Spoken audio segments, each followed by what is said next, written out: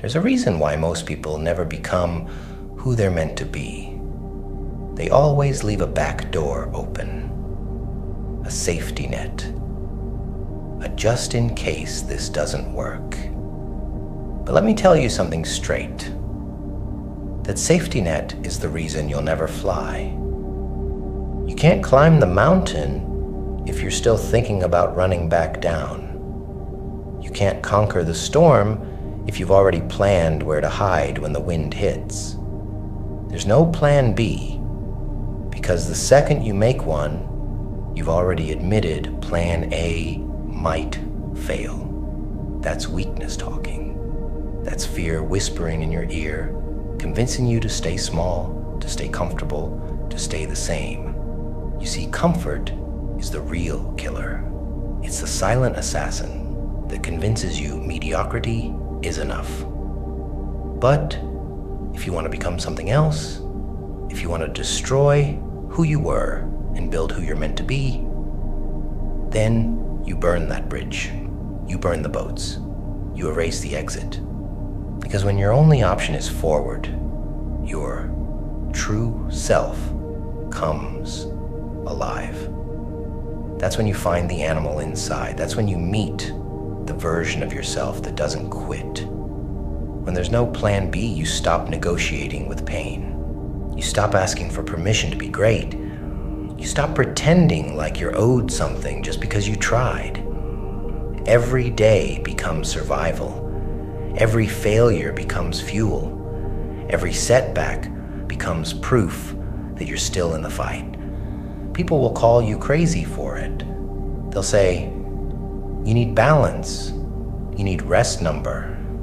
You need to wake up and understand that the clock is ticking. Every second that passes is another piece of your life slipping away while you play it safe. When there's no plan B, you become dangerous. You become desperate enough to do what others won't. You work while they sleep. You suffer while they quit. You bleed while they complain. And eventually, you'll stand on the other side of pain. Not because you were the smartest or the strongest, but because you refuse to leave yourself any way out. That's what obsession is. It's not motivation. It's not inspiration. It's a contract you sign with your soul, saying, I will die before I give up. Everyone loves to talk about dreams until it's time to suffer for them. They'll tell you they want success, greatness, discipline.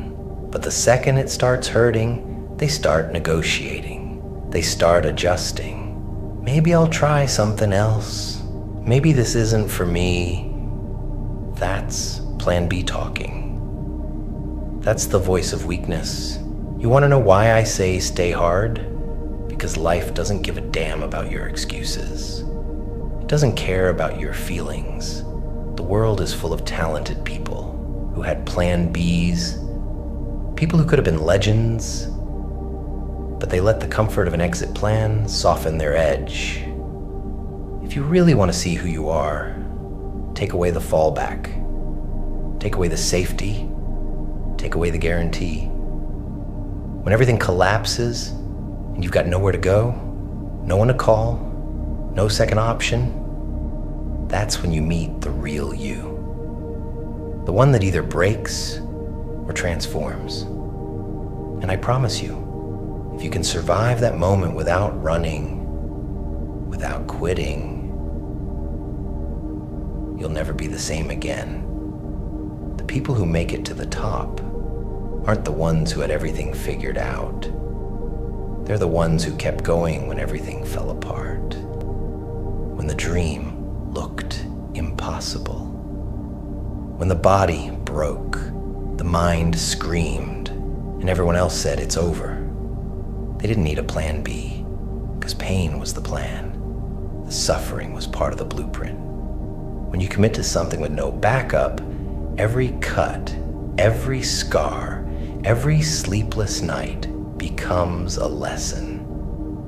You start to understand that pain isn't punishment, it's information. It's feedback from the universe saying, you're still in the fight.